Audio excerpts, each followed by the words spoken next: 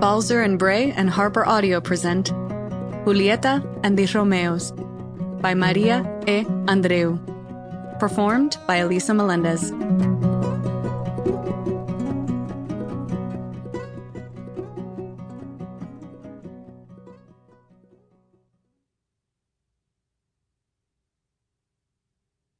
To la mami, who taught me to write in the dim basement light, sewed into the wee hours, scrubbed, drove, and lifted what needed lifting.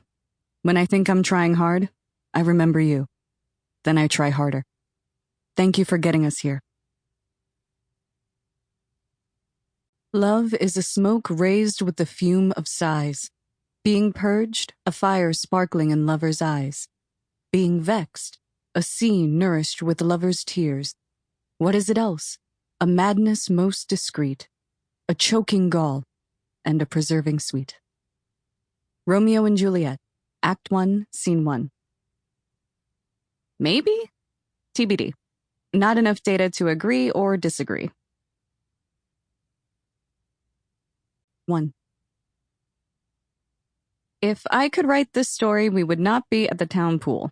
I would not be trying to make my flimsy beach towel stretch enough to keep my thighs from sticking to the plastic lounge.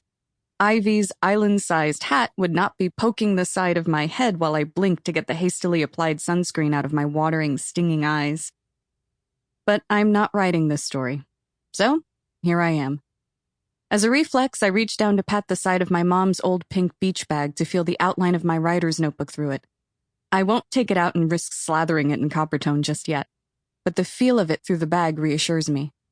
I will my brain to soak everything in so I can write it all down later. Even how the sunscreen is causing a greasy film to obscure half the world. And by world, I just mean the Alderton Town Pool.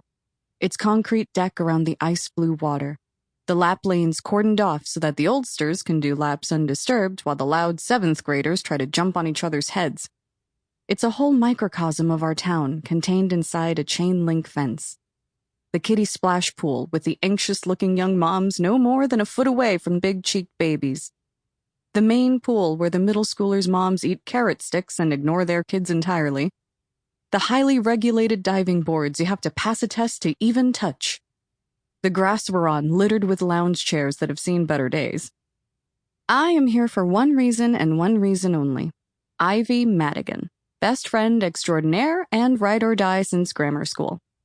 Ivy has impeccable taste in all things, like any girl who's grown up in a princess house.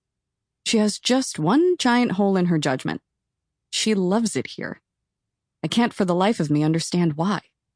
She looks absolutely thrilled. I mean, all of us Alderton lifers have loved this place at some point. The only difference is that for most of us, the love affair ended sometime around first kisses and the onset of BO. But her love glows just as brightly today as it did since she passed her diving test.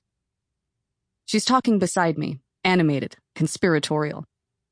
And then she said that if he was going to be like that about it, he was uninvited to her family vacation, which, it had been a bear for her to convince her parents to even let her ask him to go. This could make things really awkward at the epic party I plan to throw when my parents are away. I say absently. Ivy cocks her head at me in disappointment, sunglasses like 2 giant saucers on her face.